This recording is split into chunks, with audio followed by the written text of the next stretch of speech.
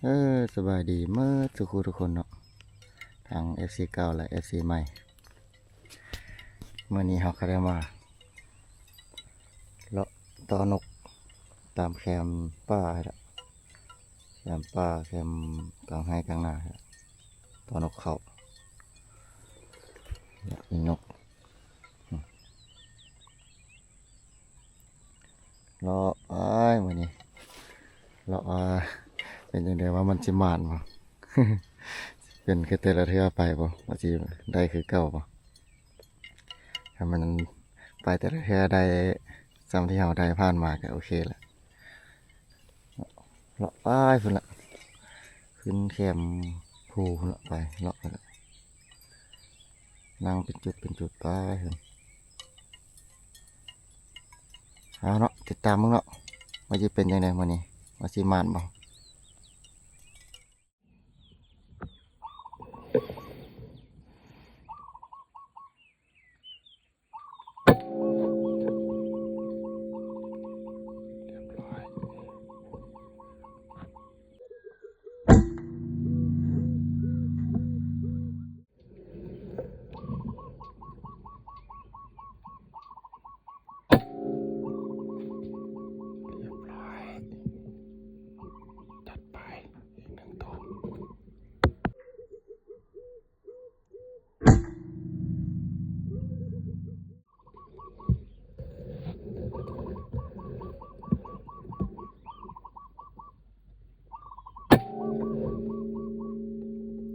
คนสัก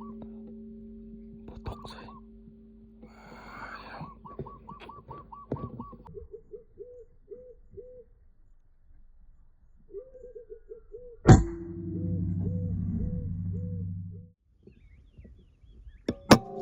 เรียบร้อย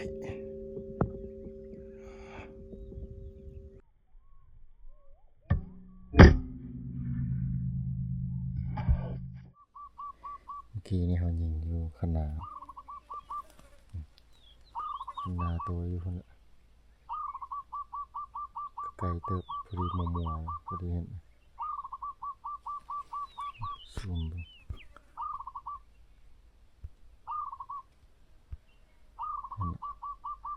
ขนาดตัวไอต่อไปขนาดไกลเติบจับไป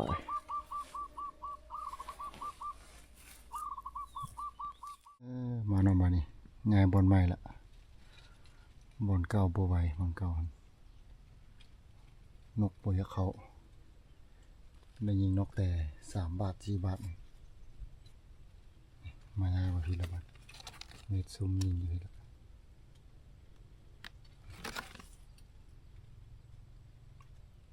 ลองมึงเขาขี่รถมาเมื่อกี้ครับทันได้ยิง3-4 ตัวยิงนกตามแคมนาน1 2 3 4อันนี้แล้วแม่นเขายิงอยู่อันกุกอันที่เขาเอ็ดซุ่มตอนปิดนี้มาแล้วบ้านนี้ติดตามเบื้องนำกันว่าจะเป็นยังไง ว่าจะมานก่อนนั้นบ่หรือว่าจะคือกันเอาเนาะ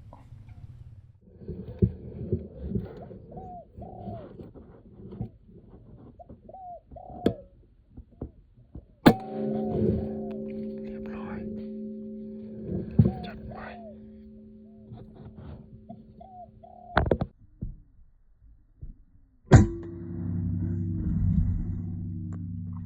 เบิ่งเนาะหันจะเอาไปเก็บนกเข้าตัวที่เขายิงปะไว้ดนจะมาหมดมันชิจอ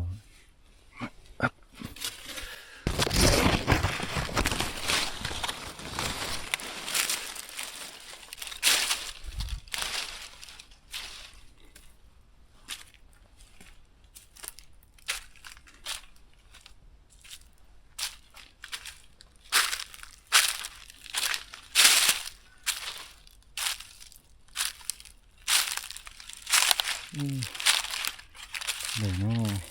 โอ้เดี๋ยวโอ้ขักลาย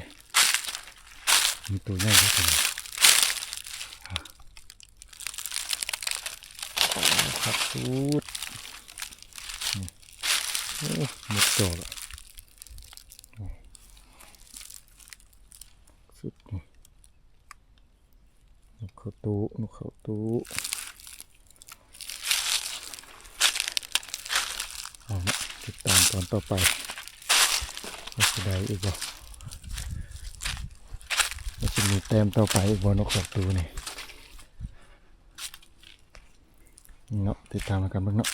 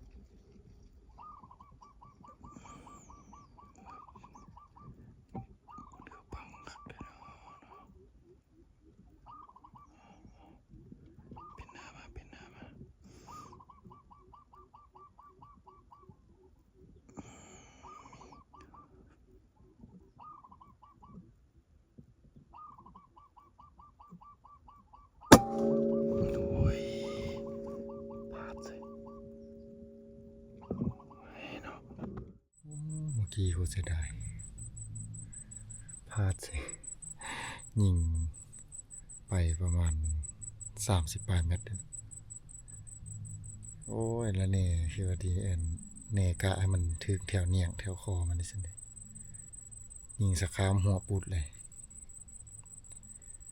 แน่บ่คักๆยืนนี่เสียดายดินกเขาตูตัวบักใหญ่เลยแน่บ่คักคิดว่าจะบ่ให้พลาดเพราะว่าพลาดสิ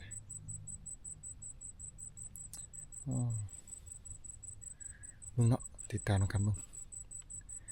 ว่าจะมีตัวต่อไปบ่ขอให้แก้มือเมื่อกี้นี่เขาบ่ถึกเลยบ่ไกลเลยนะว่าแน่ขึ้นกายหัวหน่อยนึงเอาเนาะติดตามกันมึง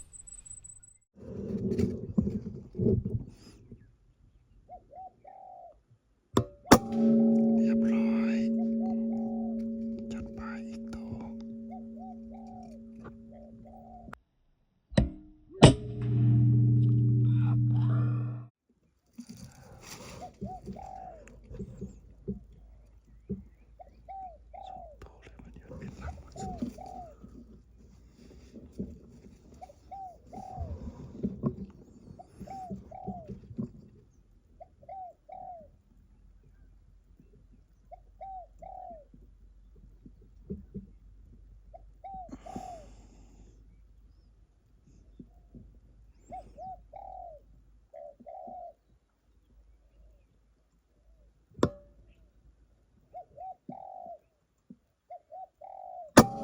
เรียบร้อย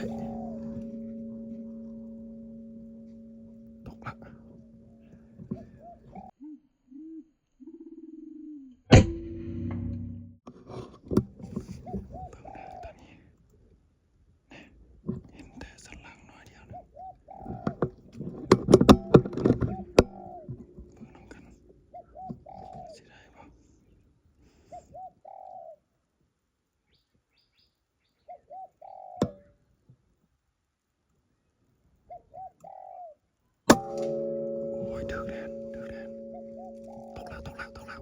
เล่นไล่เมื่อกี้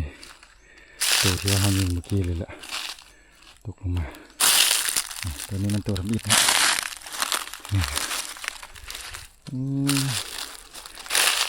เขาเด็กถือแต่ว่าโบตายเลยโบตายกับพื้น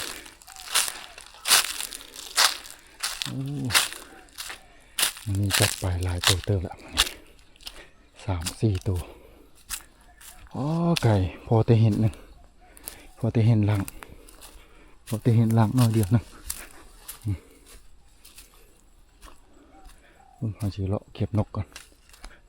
เพราะว่านี่มันก็4 โมงครึ่ง5 โมง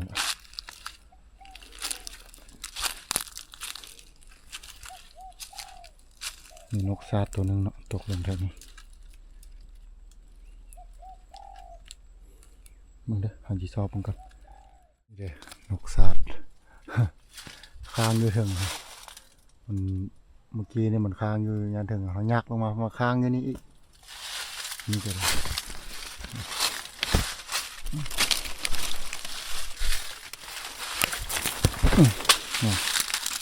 โอ้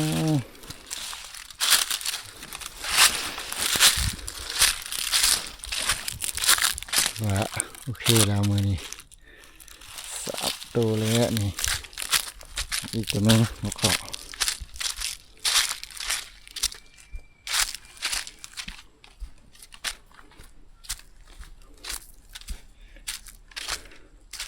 น่ะแล้วเก็บไป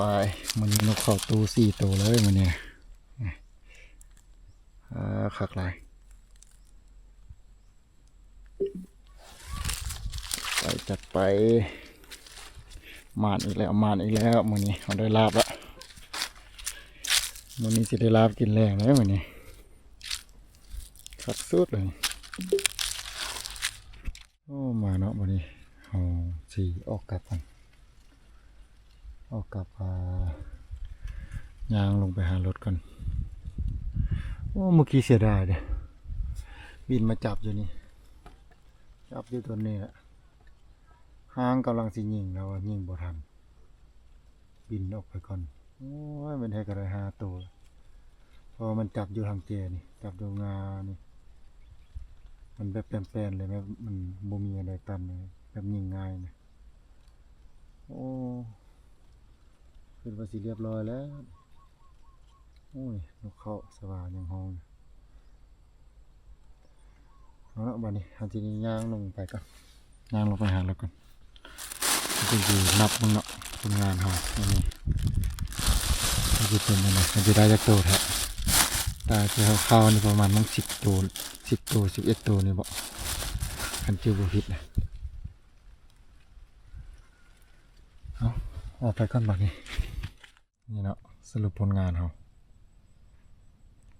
จัดไปคักสุดโอ้หมดนี่ไวขนาดนี่นกเขาตู้1 2 3 4นกซาด1นกเขาสบา1นี่นกจิบเฟืองนี่จิบเฟือง1 2 3 4 5 ตัวกับนกอันนี้มันอยู่ตรงกลางหน้าเด้บินจับต่อเฟืองตัวนั้นเขาขี่รถมาแล้วเขายิงเอา